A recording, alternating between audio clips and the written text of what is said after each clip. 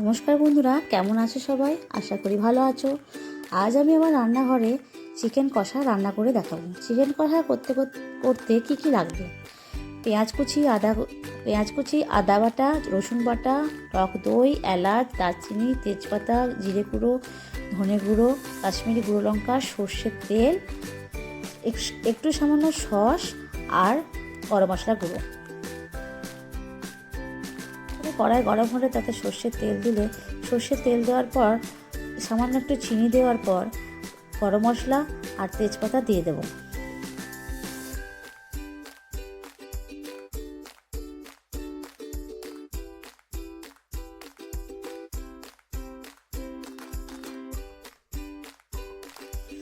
তারপর তাতে রসুন বাটা ও পেঁয়াজ কুচি দিয়ে খুব ভালো করে নেড়ে নেব।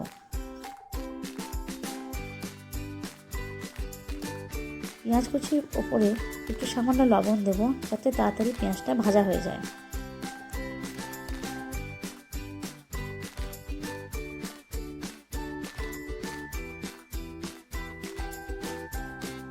তারপর তাতে আদা বাটা দেব। আদা বাটা দেওয়ার পর আবার মশলাটা ভালো করে নেড়ে নেব। তারপর 1 চামচ হলুদ গুঁড়ো দিয়ে দেব।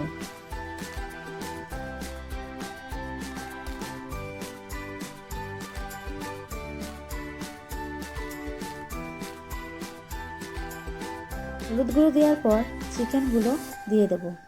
চিকেন দেওয়ার পর আবার ভালোভাবে নেড়ে জিরে গুঁড়ো, ধনে গুঁড়ো, কাশ্মীরি গুঁড়ো লঙ্কা আর মিট মশলা একবারে দিয়ে দেব। দেওয়ার পর সমস্ত মশলা আমি ভালো করে নেড়ে নেব।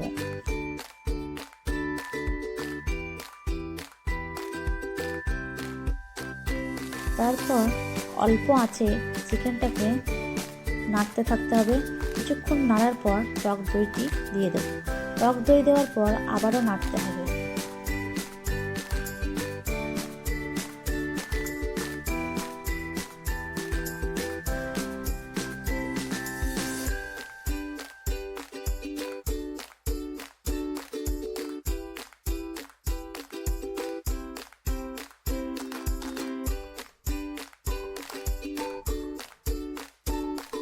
চিকেন থেকে তেল বেরিয়ে আসলে চিকেন কষা আমার রেডি।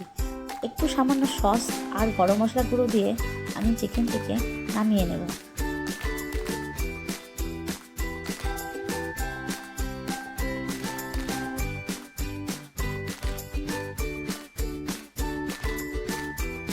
তবে চিকেন রান্না করলে রুটি বা পরোটার সঙ্গে খুব ভালো লাগবে। আমার রান্নাটি যদি আপনাদের ভালো লাগে তাহলে ভিডিওটি শেয়ার করে দেবেন, একটা লাইক করে দেবেন আর আমার চ্যানেলটি সাবস্ক্রাইব করে দেবেন।